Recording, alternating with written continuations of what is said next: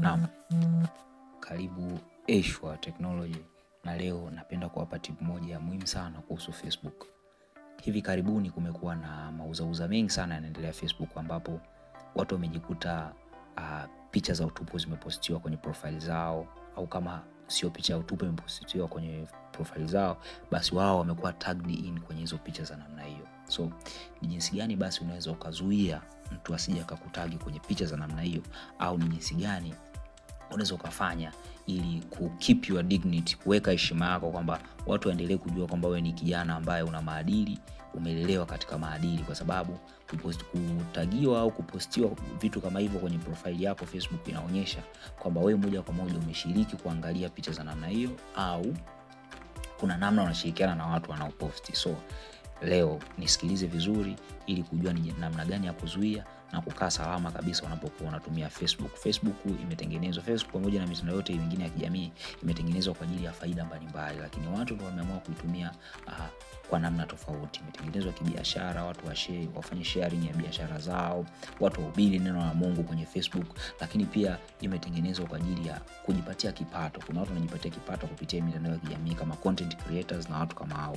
So leo tuangalie namna gani basi ya kuzuia picha za utupu zisionekane kwenye profile yako ya Facebook, au zisiwe zimebeba jina lako au utambulisho wako. So kitu cha kwanza, hapa upo kwenye home tab ya Facebook page yako. So baada ya hapo utaenda moja kwa moja kwenye profile menu. Profile menu ni hapa. So profile menu hapa utashuka moja kwa moja, utaenda sehemu imeandikwa setting and privacy. Ukishafungua hii setting and privacy, kuna sehemu itaonekana ya setting. Utafungua hiyo sehemu ya setting. Baada ya kufungua sehemu ya setting, utashuka chini moja kwa moja kwenye sehemu inaitwa profile and tagging. Hii hapa chini ya followers and public content.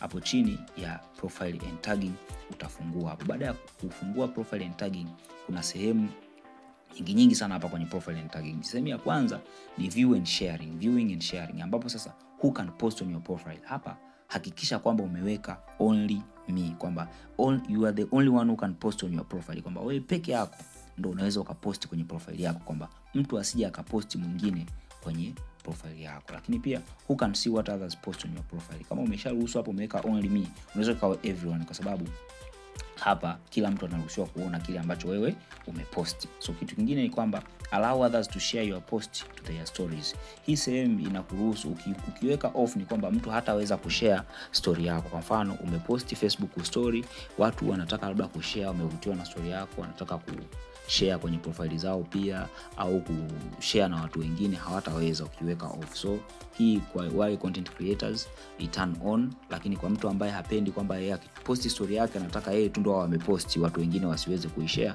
basi unaweza turn off. Lakini kitu kingine au sehemu nyingine ni tagging. Hapa tagging ndio ina matatizo makubwa ambayo yanasababisha watu waweze kuonekana kwamba wanafanya mambo ya kijinga kwenye Facebook, au wanaposti picha za utupu kwenye Facebook wakati sio wao, ila ni watu wamewatagi na kuwashirikisha, kwamba kwa sababu tagging ni kwamba umeshirikishwa kwenye hiyo posti sio yako, ila mtu tukakushirikisha kwamba wewe uione na watu waone kwamba wewe ni mmoja kati ya watu wamehusika kwenye hiyo posti. So kitu cha kwanza kwenye tagging ni who can see posts you are tagged in on your profile. Hii hakikisha umeweka only me.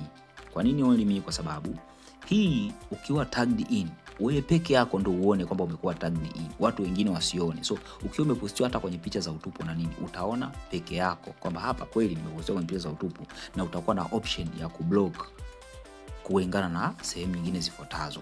When you are tagged in, hii ni sehemu nyingine tena. When you are tagged in a post, who do you want to add to the audience of the post if they can't already see it? Sasa hapa ni kama ile tunaofanyaga Instagram, kwamba mtu kaposti au wewe umeposti kitu, mtu kakiona kakipenda, anataka amshirikishe rafiki yake kwenye hiyo post ili huyo rafiki yake aje aione.